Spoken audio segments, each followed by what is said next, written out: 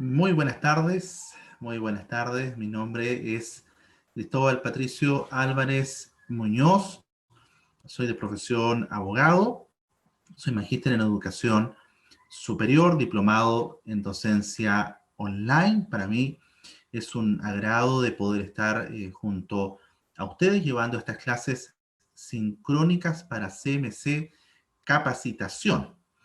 Y el día de hoy, y en especial respecto de este curso, que tiene que ver con la actualización de la ley 19.378.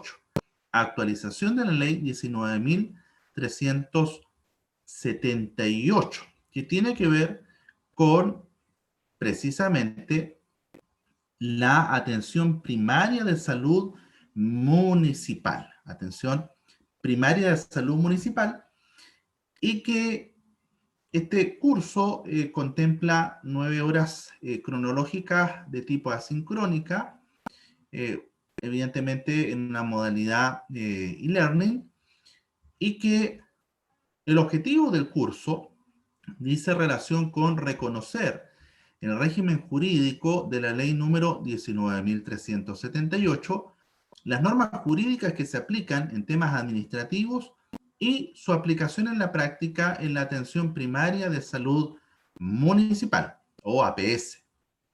Objetivos específicos: introducción a la normativa legal vigente sobre APS, normas generales del régimen laboral de APS, carrera funcionaria, financiamiento y administración en APS.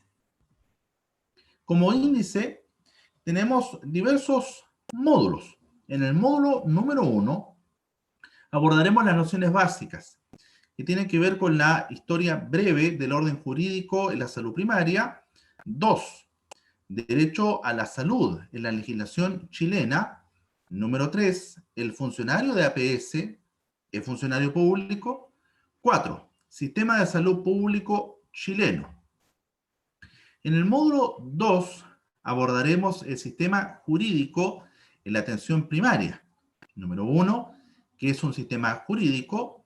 2, ¿qué requisitos debe tener? Tercero, diferencia entre el derecho público y el derecho privado.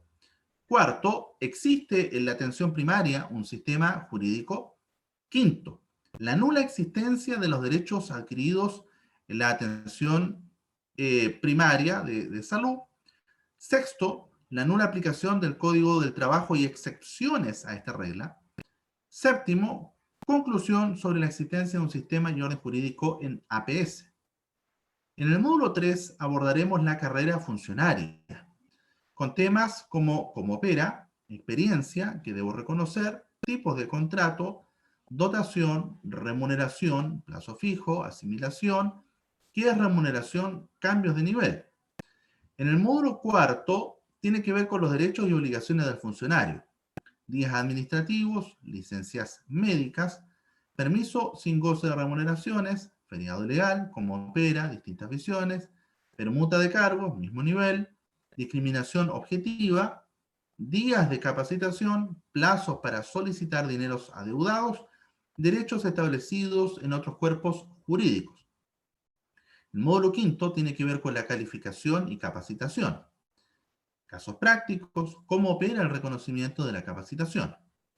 El módulo 6 tiene que ver con el cese de funciones: renuncia, falta de probidad, fallecimiento, jubilación, disminución o modificación de la dotación, salud incompatible o irrecuperable, llegada del plazo, inhabilitado o condenado, calificaciones deficientes, existe el finiquito en la APS, operación de pleno derecho, las causales, cómo operan.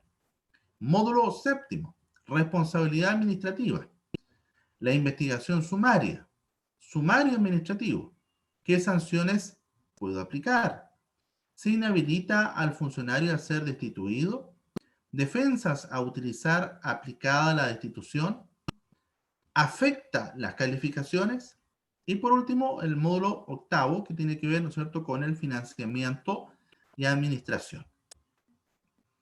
Y eso es precisamente los contenidos y módulos de este curso de actualización de la ley 19.378.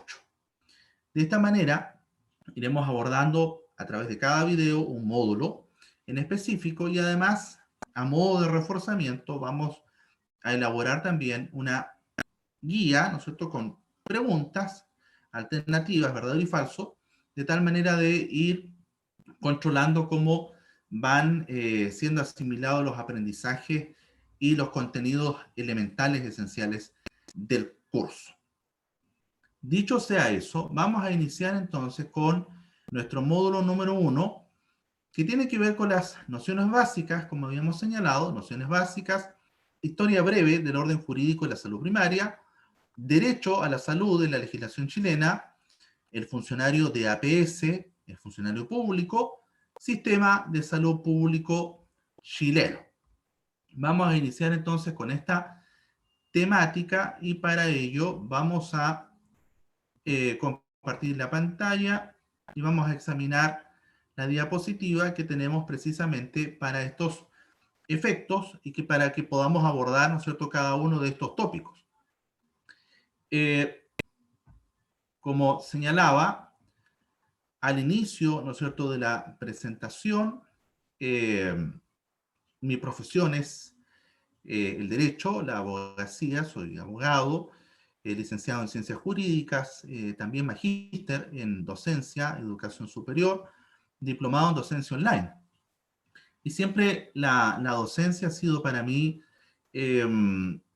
una disciplina muy importante, muy interesante, y por muchos años he realizado docencia, he realizado clases.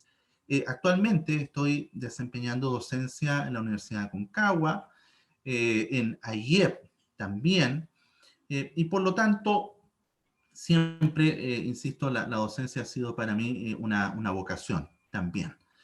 Así que muy, muy contento de estar acompañándoles entonces en el devenir de este curso, de esta actualización de la ley 19.378. Vamos a comenzar entonces con el módulo número 1, que tiene que ver, ¿no es cierto?, con nociones básicas. Módulo 1, nociones básicas. ¿Qué vamos a examinar en este módulo 1? La historia de manera sucinta del orden jurídico en la salud primaria. Evidentemente de que la salud como política pública ha tenido un tránsito histórico, ha tenido un devenir histórico de menos a más, por supuesto, que tiene que ver con la cobertura, como asimismo, ¿no es cierto?, con la calidad de las prestaciones. Y como toda, ¿no es cierto?, república incipiente, naciente, tenemos el desarrollo del sistema de salud en Chile, que tiene su germen precisamente en los tiempos de la colonia. Esto es mediados del siglo XVI, mediados del siglo XVI. O sea, estamos hablando, ¿no es cierto?, del 1550 aproximadamente, de ahí, ¿no es cierto?, en adelante. Y en esta época podemos observar, ¿no es cierto?, que hasta la fecha, este sistema de salud en Chile se ha ido expandiendo y consolidando de manera progresiva. Y esto no es fácil, por supuesto, porque demanda recursos, demanda de inversión pública y también, ¿no es cierto?, privada, hasta llegar a configurar una compleja estructura, que es la que tenemos en la actualidad, ¿no es verdad? Con esta impresión y con este principio que tiene que ver, ¿no es cierto?, con el Estado subsidiario. Y este principio del Estado subsidiario es un pilar respecto de nuestra actual constitución política, ¿sí? La constitución política es la ley fundamental que tiene una nación, un país, una república. Es la ley fundamental y todas las leyes que se dictan deben estar en conformidad a la constitución política. Y actualmente nuestra constitución, que todavía está vigente, no establece la salud como un derecho, solamente asegura la libertad de elegir o de elección respecto de un sistema de salud, sea público o privado, pero no está garantizado el derecho a la salud. Entonces, en este devenir histórico, han acontecido, ¿no es cierto?, múltiples instituciones del ámbito estatal, público y privado que se han ido perfeccionando y que en su conjunto van a alcanzar una alta cobertura nacional en el ámbito financiero, previsional y asistencial. Y en este desarrollo se pueden identificar 5 periodos que son fundamentales. 5 periodos que tienen que ver, ¿no es cierto?, con lo financiero, previsional y asistencial. Vamos a ir examinando cada uno de estos periodos. Este primer periodo tiene que ver, ¿no es cierto?, con los servicios locales de salud. Y fíjense que su extensión es bastante prolongada, ¿no es cierto?, desde el 1552, desde el año 1552 al año 1917.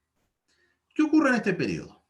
La creación y crecimiento de ciudades y poblados a través del país se acompañó del desarrollo de hospitales y otros servicios de la medicina que inicialmente estaban bajo responsabilidad local, especialmente con instituciones de tipo filantrópico, caritativo o de beneficencia.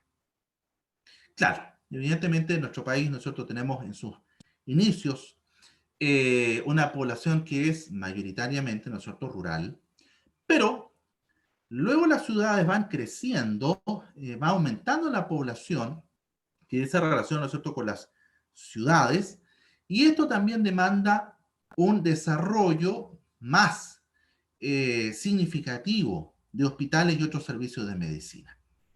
Que claro, en un primer momento, todos los hospitales o instituciones de salud básicamente estaban bajo la sujeción o bajo, ¿no es cierto?, la administración de instituciones de tipo filantrópico, caritativo o de beneficencia. Pero no había una estructura, ¿no es cierto?, una política social, una política de Estado, ¿no es cierto?, con financiamiento estatal que pudiera precisamente crear una red asistencial, una red de salud. No, no la había, ¿no es cierto? Mayoritariamente lo que tenía que ver con la salud estaba sujeto a esto de la beneficencia, lo filantrópico, caritativo.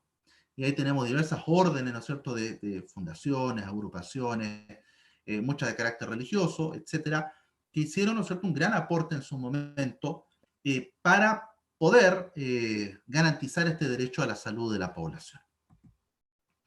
Y como hitos de este periodo, nosotros nos referimos a eh, momentos de mayor significación, ¿no es cierto?, que son dignos de destacar. Podemos señalar la creación del Reglamento Orgánico de la Junta de Beneficencia, 1886. ¿Y qué hacía este Reglamento Orgánico de la Junta de Beneficencia? Ordena las organizaciones y hospitales locales. Entonces, como primer reglamento que podemos destacar, vamos a señalar este entonces, el Reglamento Orgánico de la Junta de Beneficencia, cuya, ¿no es cierto?, virtud principal era poder organizar a los hospitales locales, ordenarlos, ¿sí?, distribuciones, funciones, ¿no es cierto?, funcionarios, etc. Y ya era el primer intento de reglamentar o de poder, ¿no es cierto?, ordenar los servicios de salud, en este caso hospital, ¿sí?, como primer germen. La Junta Nacional de Salubridad, 1887. La Junta Nacional de Salubridad, año 1887. ¿Y esta junta qué hacía? Asesoraba al gobierno en materia de salubridad y organización nacional del sistema. ¿Sí? Luego tenemos el Consejo de Higiene Pública del año 1892, que asume funciones de gestión nacional del incipiente sistema, o, ¿no es cierto?, este naciente sistema de salud. Entonces, primero, Reglamento Orgánico de la Junta de Beneficencia, 1886, la Junta Nacional de Salubridad, 1887, y el Consejo de Higiene Pública del 1892. Tenemos un siguiente periodo de maduración social y del sistema de salud. Maduración, ¿no es cierto?, en el sentido del fortalecimiento, mayor articulación, garantía, ¿no es cierto?, de derechos fundamentales que tienen que ver con el aseguramiento de la salud a la población. Y este periodo está comprendido desde el año 1917 a 1952. ¿Qué vamos a encontrar en este periodo? En la primera mitad del siglo XX se logró estructurar e integrar de manera más formal las entidades de asistencia, protección y seguridad sanitaria de la población. Más formalmente, o sea, ya con diversos reglamentos, ¿no es cierto?, leyes, que iban de una u otra manera asegurando de manera más eficiente y generando también condiciones de calidad propicias para una mejor atención en salud. En este periodo surge una serie de leyes de protección social y además laboral, con diversos beneficios sociales a la población y que incluyen aspectos de salud. Ello fue favorecida por la formación del estado de bienestar y la influencia de las organizaciones de trabajadores. Es digno de destacar esto del estado de bienestar, ¿no es cierto? Como una mirada de Estado, como una forma de administración de los recursos del Estado, y que dista, ¿no es cierto?, o es el antónimo de esta mirada subsidiaria del Estado, porque el estado de bienestar tiene que ver con que es el aparato estatal, es el Estado quien debe suplir, ¿no es cierto?, proveer para las políticas sociales, salud, educación, vivienda, etcétera. Y por lo tanto los ciudadanos se ven beneficiados, ¿no es cierto?, y ven asegurados estos derechos a través de diversas políticas públicas que tienden entonces a proveer o asegurar estos derechos a la población, ¿sí? Y en esa primera mitad del siglo XX entonces había un influjo o una influencia respecto al aparato estatal, una política que tenía que ver con esto del estado de bienestar. Pero sabemos que luego del año 1973 se consolida, ¿no es cierto?, esta visión de Estado subsidiario.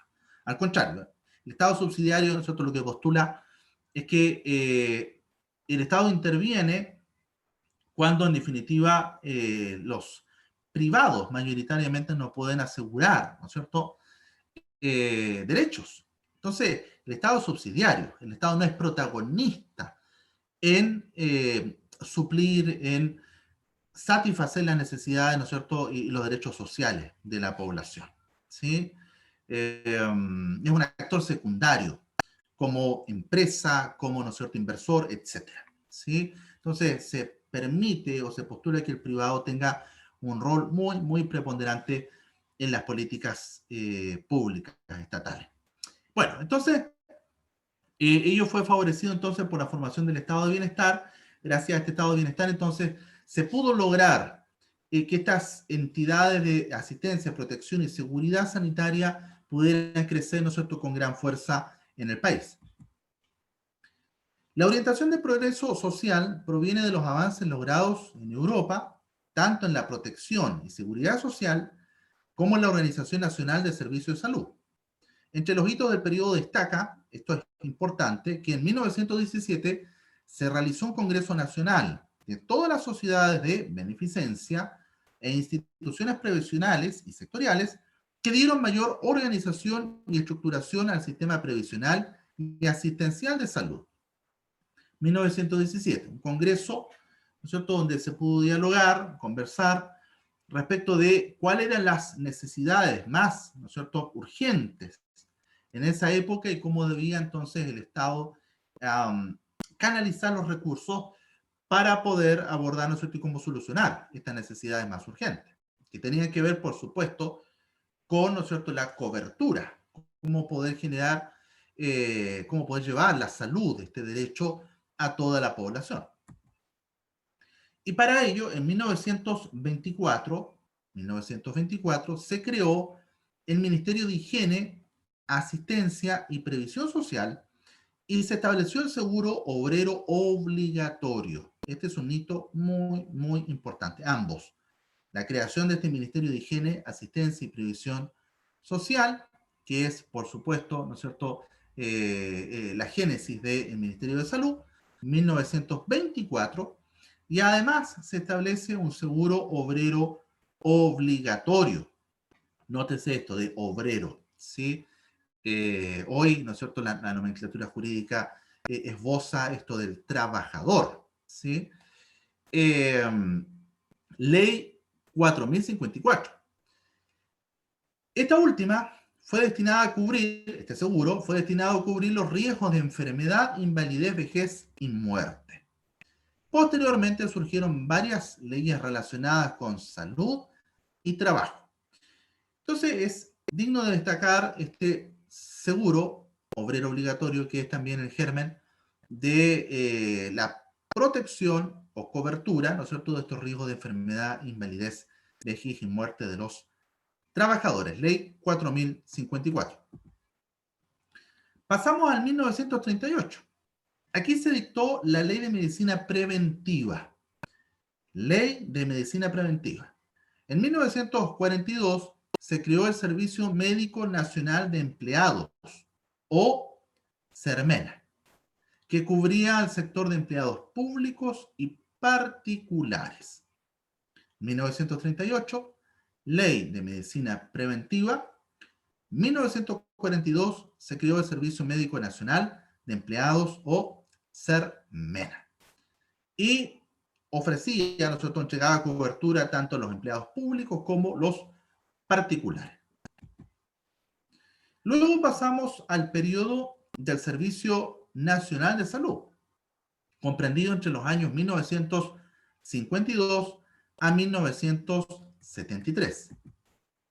Y acá este Servicio Nacional de Salud, o SNS, fue creado precisamente en el año 1952, siguiendo al modelo, ¿no es cierto?, británico de salud, y utilizó la integración de los diversos organismos públicos que prestaban servicios de salud.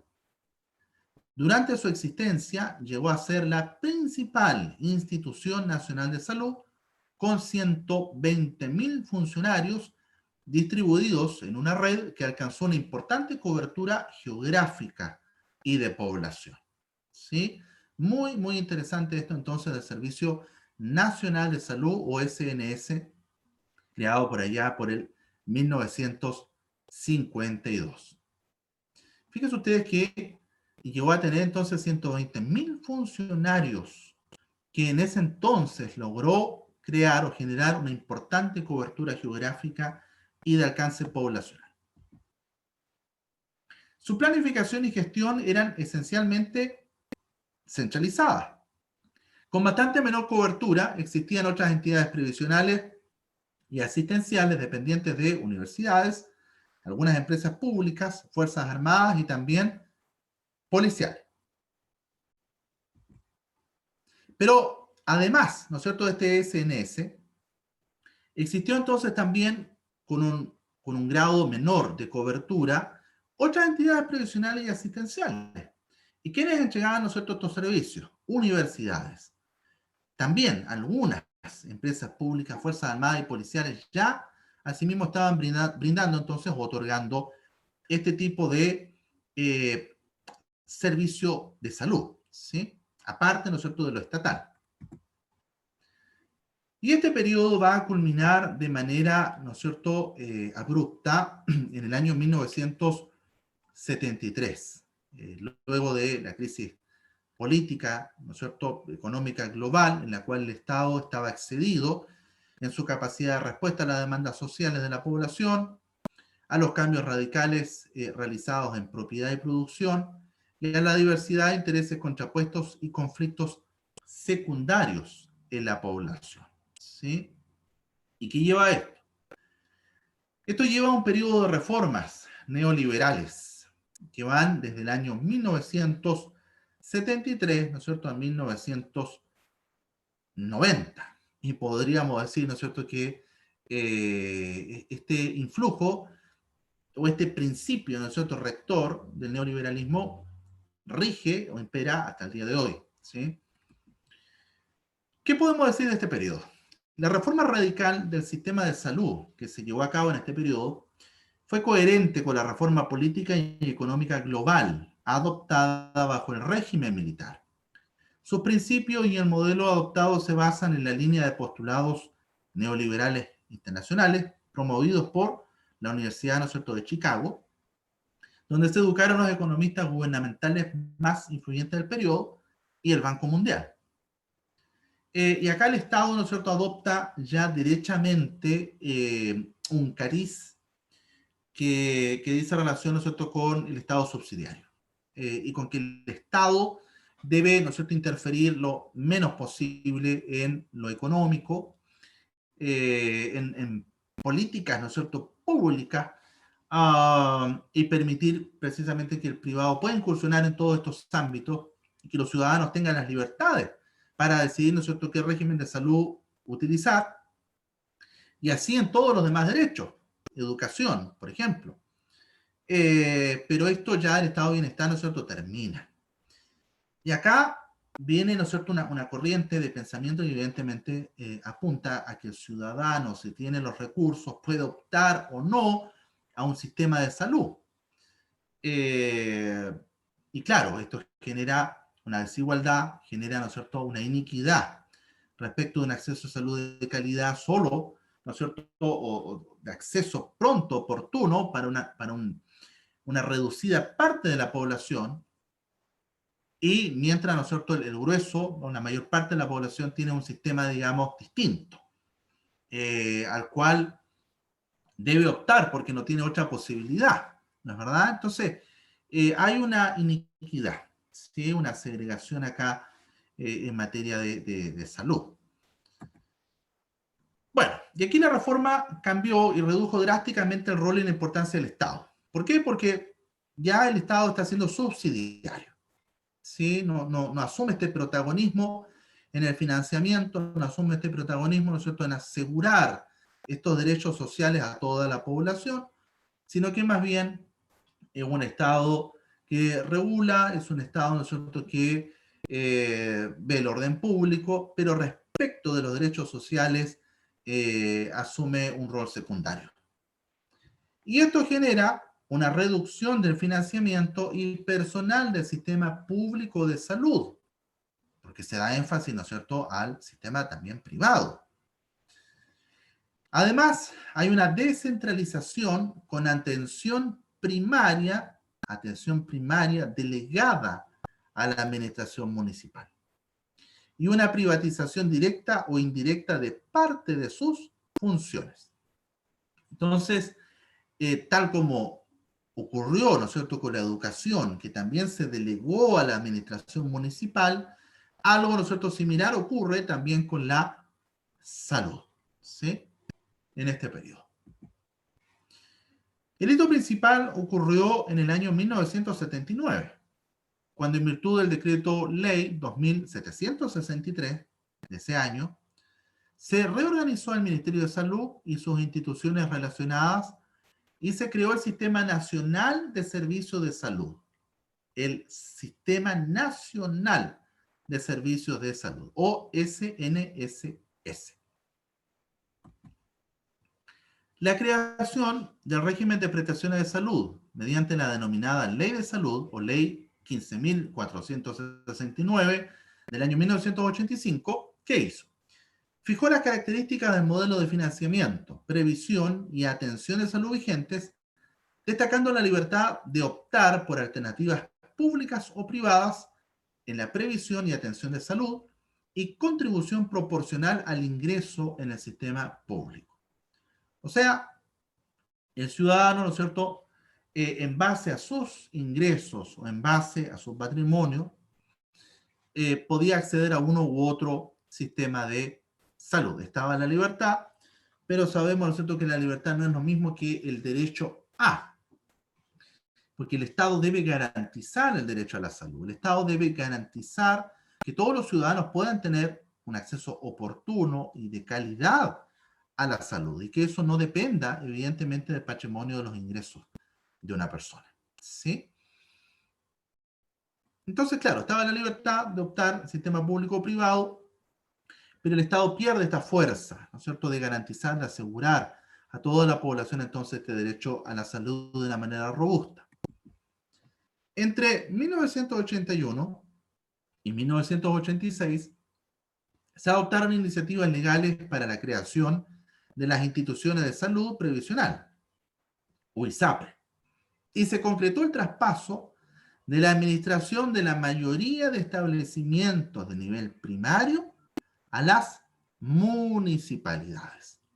Administración de la mayoría de establecimientos de nivel primario a, ¿no es cierto?, las municipalidades. Y acá tenemos, ¿no es cierto?, esto precisamente de la salud primaria. Se, ¿no es cierto?, municipaliza. El modelo estructurado bajo esta base normativa ha recibido reformas específicas, ¿no es cierto?, de manera posterior. Sin embargo, aún mantiene una vigencia y organización global que es bastante similar a su concepción y estructura original para todo el sistema previsional y asistencial, en cuanto a organización, aseguramiento, financiamiento y provisión de servicios. Todavía tenemos, ¿no es cierto?, esta mirada subsidiaria en que el Estado no ha sido, ¿no es cierto?, capaz de garantizar a la salud como un derecho social, como un derecho que le pertenece a todos los ciudadanos y que por lo tanto el Estado se hace responsable de poder proveer esta salud y esta cobertura, tanto de calidad, ¿no es cierto?, como que pueda llegar a toda la población, sin ningún tipo de discriminación. ¿Sí? Luego tenemos los periodos de gobierno de la concertación, 1990 a 2010. ¿Qué podemos señalar respecto a este periodo? Bueno, desde el 1990 los gobiernos correlativos de una concertación de centro-izquierda, por supuesto opositora a, ¿no es cierto?, al régimen militar, se concentraron en recuperar de manera paulatina, progresiva, la protección social en salud. Que el Estado juegue un rol preponderante, un rol protagónico en asegurar el derecho a la salud y también, por supuesto, lograron generar una cobertura mayor, ¿sí? Recuperando parcialmente la crisis financiera de otros recursos y de gestión, ¿no es cierto?, de los servicios de salud en general. En este periodo se logró realizar inversiones y establecer o fortalecer programas basados en los derechos y necesidades principales de la población. Acá tenemos dos hitos fundamentales. Uno tiene que ver, ¿no es cierto?, con Chile Crece Contigo, ¿no es cierto?, como una política pública de salud y la ley de garantías explícitas en salud. Y bueno, por supuesto que desde el año 1999 se ha realizado otra serie de reformas específicas en el sistema de salud, sin lugar a duda. Pero dos hitos muy importantes acá tienen que ver con el Chile Crece Contigo y la Ley de Garantías Explícitas de Salud. Desde marzo del 2010, el manejo sectorial de salud ha estado bajo la responsabilidad de un gobierno de coalición de centro-derecha. Y, ¿no es cierto?, bajo este prisma, la salud ha sido administrada bajo las mismas condiciones originales de estructura y funcionamiento establecidas en la década de 1980, con este énfasis subsidiario del Estado y que tiene que ver con privatizar de manera directa o indirecta, ¿no es cierto?, los servicios de salud. Y esto conlleva convenios de inversión, gestión de centros asistenciales más complejos, etcétera, pero con un rol muy, muy protagónico del sector privado. Y el Estado descuidando, ¿no es cierto?, su rol fundamental de asegurar entonces el derecho a la salud en tanto cobertura como en calidad. El marco normativo y político que impera desde la década de 1980 no permite que se produzcan cambios o reformas sustanciales que vayan en la vía de mejorar el financiamiento o distribución de recursos, fortalecer el desempeño y adaptarse de modo más dinámico a responder en forma adecuada a las nuevas necesidades de la población. Sin lugar a duda, a partir de 1980 se ha producido un cambio muy significativo, muy relevante en lo que tiene que ver, ¿no es cierto?, con la densidad poblacional, lo epidemiológico de la población, ¿no es cierto?, la transmisibilidad de enfermedades. Bueno, y precisamente en este tiempo que estamos, ¿no es cierto?, de un tiempo de pandemia, y por supuesto, han habido otras enfermedades, ¿no es cierto?, transmisibles, etcétera. Entonces, se han generado en nuestro país cambios sustanciales en la cantidad de población, en cómo abordamos, ¿no es cierto?, las enfermedades, etcétera, etcétera. Acá pasamos a un tópico también muy interesante que tiene que ver con el derecho a la salud en la legislación chilena. Y la salud de nuestro país está regulada, ¿no es cierto?, en diversas leyes. Pero yo quise enfocar, ¿no es cierto?, este tópico con lo que dice relación con nuestra ley fundamental, que es la Constitución Política del Estado. ¿Sí? Decía al inicio de la presentación de que todas las leyes deben asegurarse de ser constitucionales. Todas las leyes deben tener consonancia o concordancia con la Constitución. Y por supuesto, no podemos hablar de las leyes en salud sin hablar de la Constitución. Y en Chile, el derecho a la salud se ha convertido en motivo, por supuesto, de preocupación ciudadana, que es creciente y sostenido. De hecho, muchas personas, me ha tocado ver, ¿no es cierto?, muy de cerca, tienen temor de hacer un chequeo, ¿no es cierto?, médico, de hacer exámenes para la detección temprana de alguna patología. Y hay mucho temor de esto, porque precisamente las personas dicen, mire, si tengo una enfermedad, ¿no es cierto?, crónica, severa, ¿cómo la voy a tratar? ¿De qué manera? Y la gente dice, mire, hice este examen, muy caro, el acceso, ¿no es cierto?, a fármacos, remedios también, muy caros. Vemos una judicialización muy importante en materia de salud, donde prácticamente todas las semanas escuchamos de recursos de protección, que tiene que ver con recurrir a la justicia para poder asegurar el derecho al tratamiento, el derecho a la salud, a la vida. Y es la justicia la que ha tenido que pronunciarse, los tribunales han tenido que pronunciarse para asegurar este derecho humano a la salud. Sobre todo, ¿no es cierto?, enfermedades que tienen que ver con tratamientos carísimos. Fármacos que, ¿no es cierto?, conllevan costos de 30 millones, 50 millones, ¿no es cierto?, de pesos mensuales, por ejemplo, donde la familia, ¿no es cierto?, ha tenido que hacer bingos, rifas, etcétera, para poder adquirir este tipo de fármaco. Entonces, claramente, la salud es un motivo, ¿no es cierto?, de preocupación constante en la población. En el centro de la discusión se encuentran las obligaciones que tiene el Estado en la protección de la salud y, ¿no es cierto?, garantía frente a las progresivas expectativas de las personas por acceder a mayores y mejores prestaciones en este ámbito. Mejores y mayores. También es una cosa de cobertura, de asegurar, ¿no es cierto?, a toda la población este derecho a la salud. Vemos un esfuerzo también importante en lo que tiene que ver ahora con la telemedicina, ¿no es cierto?, de garantizar a los sectores más apartados, ¿no es cierto?, del país, poder asegurar la atención diagnóstico, ¿no es cierto?, médico, las atenciones médicas a distancia, telemedicina, y precisamente como lo estamos haciendo ahora, ¿no es cierto?, tener la posibilidad de contar con un facultativo para poder tratar, ¿no es cierto?, una enfermedad. Y la opción que está, ¿no es cierto?, consagrada en nuestra constitución actual, nuestra constitución política, y yo decía que la constitución política es la ley fundamental de una república, adopta esta forma de Estado subsidiario, un Estado que no es protagonista en el aseguramiento de los derechos sociales, sino que opera como un ente regulador, como un ente que asegura el orden público, principalmente la forma de gobierno, etcétera, pero lo que tiene que ver con el aseguramiento o garantizar derechos sociales hace, ¿no es cierto?, muy poco. No asume este rol protagónico que debiese tener. Y acá hay, ¿no es cierto?, una cosa bien curiosa. En las actas oficiales de la Comisión Ortúzar, que fue la comisión, ¿no es cierto?, encargada de redactar la Constitución política, Jaime Guzmán, ¿no es cierto?, por todos conocidos, planteó una pregunta fundamental para el estudio que estamos abordando respecto de cómo la Constitución mira este derecho a la salud. Y Jaime Guzmán decía, ¿tiene toda persona derecho a que los mecanismos que el hombre ha descubierto para proteger la salud le sean conferidos en forma gratuita? ¿O eso depende de la capacidad económica del interesado? Fíjense ustedes esta frase.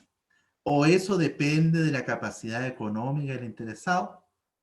Claramente lo que él estaba diciendo era de que estos mecanismos que el hombre ha descubierto, ya ha generado, ha producido, escáner y toda la tecnología, ¿no es cierto?, que tiene que ver con la muestra de exámenes, o, ¿no es cierto?, los propios perfeccionamientos médicos, etcétera, ¿deben ser conferidos de manera gratuita a todos? ¿O eso tiene que depender de la capacidad económica del interesado? Bueno, sabemos cuál es la respuesta, evidentemente. Ahora bien, ¿cómo se expresa la subsidiariedad en relación al derecho a la salud en la Constitución del 80?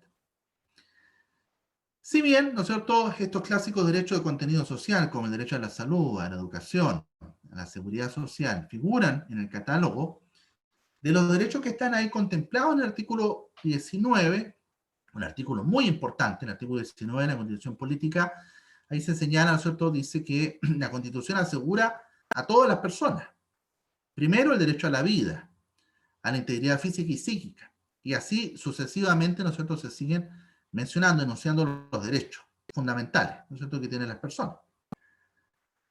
Pero no todos los derechos son amparados a través del recurso de protección. No todos los derechos que la Constitución asegura son garantizados a través del recurso de protección. Y algunos de ellos solo van a ser protegidos respecto del ámbito de la libertad, no del derecho a, de asegurar el derecho a, sino simplemente la libertad de poder optar entre un sistema y otro. Eso es lo que la Constitución actual asegura. El derecho a la libertad de elegir, de opción, entre un sistema de salud público o privado. Pero no está garantizado como un derecho fundamental el derecho a la salud. Porque evidentemente ahí, ¿no es cierto?, tanto los prestadores de salud público, ¿no es cierto?, como los prestadores privados, tendrían entonces que asegurar la salud y su tratamiento, independiente, ¿no es cierto?, de la patología en la cual nos encontremos o del costo del tratamiento. Pero hacer un derecho, ¿no es cierto?, garantizado por la Constitución, tendría que otorgarse. Cosa, ¿no es cierto?, que no es así. En efecto, si analizamos el derecho a la salud, lo que se protege a través del recurso de protección es la libertad de elegir, ¿no es cierto?, el subsistema, sea público o privado. Pero lo que se garantiza no es el contenido social de estos derechos, sino solamente la libertad o, ¿no es cierto?, esta posibilidad de elección entre un sistema y otro, como ocurre hoy día con la educación privada, ¿no es cierto?, o pública, que ahí vemos claramente, ¿no es cierto?, los resultados después para ingresar, ¿no es cierto?, a las universidades, etcétera, y vemos, aunque hay brechas muy marcadas, ¿no es cierto?, entre la educación pública y privada. La construcción del Estado social ha estado presente entonces por más de un siglo en el desarrollo de políticas públicas. Tampoco podemos olvidar que desde el retorno a la democracia, la lucha contra la pobreza y más recientemente la superación de las brechas de desigualdad han motivado un importante esfuerzo por garantizar derechos como la salud y la educación. Y la cuestión acá radica en que esa construcción no ha sido asumida en la Constitución vigente. ¿Sí? Nuestra Constitución al señalar o al considerar al Estado como subsidiario, ¿sí?, respecto de la satisfacción de necesidades y derechos sociales, obviamente esto no estuvo en el pensamiento de esos redactores de la Constitución, ¿sí? Y lo que se define en la Constitución actual simplemente es su carácter subsidiario del Estado, pero no como un garante de derechos sociales. Y el Estado subsidiario entonces se concreta o se materializa en la siguiente perspectiva. Primero, una ausencia de mecanismos de protección y garantía directa del derecho a la salud. Segundo, propietarización de los derechos sociales, como ocurre con la salud y la educación, cuya tutela ha desarrollado, ¿no es cierto?, desde la perspectiva individual y no colectiva social. Esto de la propietarización tiene que ver con este sentido de propiedad, ¿sí? De que el que tiene los medios, ¿no es cierto?, puede ser propietario o adquirir una salud que él quiera o una educación que él desee, ¿sí? Pero esta mirada es totalmente individualista, no es, no es comunitaria, ¿sí? No es que a todos se preocupe, ¿no es cierto?, el Estado de garantizar salud de calidad, sino que tiene que ver, ¿no es cierto?, con el sentido de propiedad. Si tiene los medios puedes adquirir y si no, no. La protección reforzada para derechos como la libertad de empresa y límites al Estado empresario. Claro, la libertad de la empresa, pero se coarta al Estado también de ser un ente empresario, ¿sí? D, el desarrollo legislativo del derecho a la salud, que no es lo mismo que su reconocimiento constitucional. O sea, tenemos diversas leyes que de una u otra manera tratan de asegurar este derecho a la salud de una manera más o menos implícita, pero constitucionalmente no está este reconocimiento, no está asegurado el derecho a la salud como un derecho social, un derecho humano. Conexión fuerte entre el derecho a la vida y el derecho a la salud ha permitido que se proteja con más intensidad, ¿no es cierto?, el primero, más el derecho a la vida que el derecho a la salud.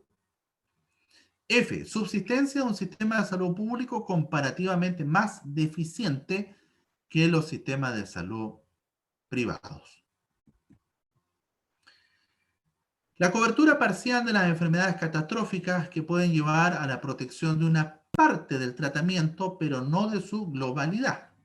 Cobertura parcial de las enfermedades catastróficas. Por eso, yo le decía hace unos minutos atrás esto de la judicialización de tantas enfermedades, patologías, que en definitiva han sido los tribunales los que han tenido que ordenar el tratamiento o financiamiento de esas enfermedades.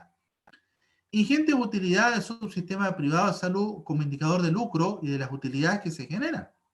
Y esto a propósito de también los recursos de protección, por ejemplo, en contra del alza de los planes de ISAPRE. Y vemos las ganancias, ¿no es cierto?, que han tenido las ISAPRE en estos últimos tiempos, que han sido exorbitantes. Hace unos días atrás, ¿no es cierto?, ya la Fiscalía Nacional Económica prohibió, ¿no es cierto?, la integración, prohibió esta fusión de dos ISAPRE por entender que atendía, ¿no es cierto?, atendía esta fusión contra la, ¿no es cierto?,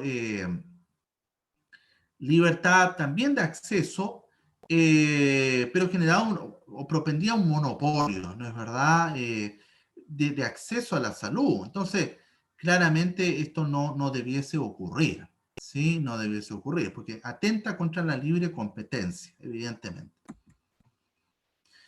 Ahora, otro tópico interesante tiene que ver, ¿no es cierto?, ya más en particular, ¿no es cierto?, con esta atención primaria de salud.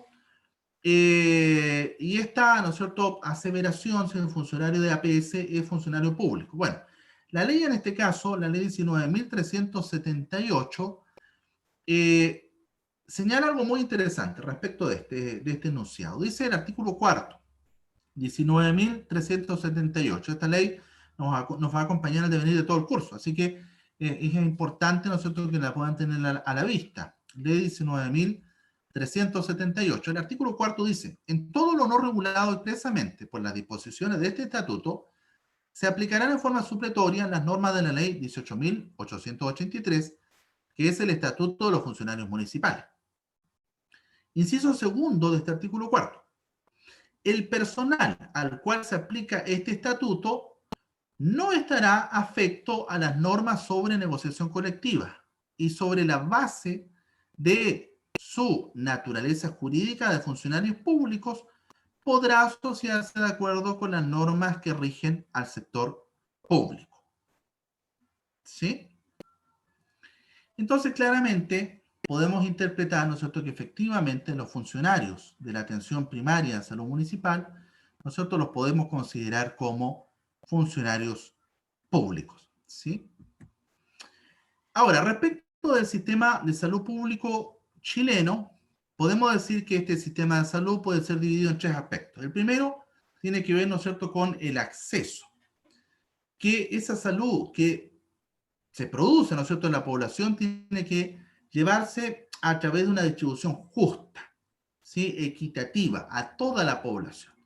También se debe atender la satisfacción usuaria, que tiene que ver con la calidad de la atención, con la experiencia que tienen los pacientes cuando van al sistema de salud, y finalmente, ¿no es cierto?, con la distribución de los resultados de esta salud que debe ser justa, y que el cómo se financia esta salud sea también justa en términos de la capacidad de pago de las personas, ¿sí? Porque evidentemente no tenemos todos los medios, ¿no es cierto?, para estos famosos cheques, ¿no es cierto?, o consultas o hospitalizaciones, etcétera, que son muy caras, o el día de atención, ¿no es cierto?, hospitalaria o de hospitalización, ¿no es cierto?, que es muy caro, sistema privado. Entonces, tiene que haber esta justicia o equidad respecto del acceso en lo posible para toda la población.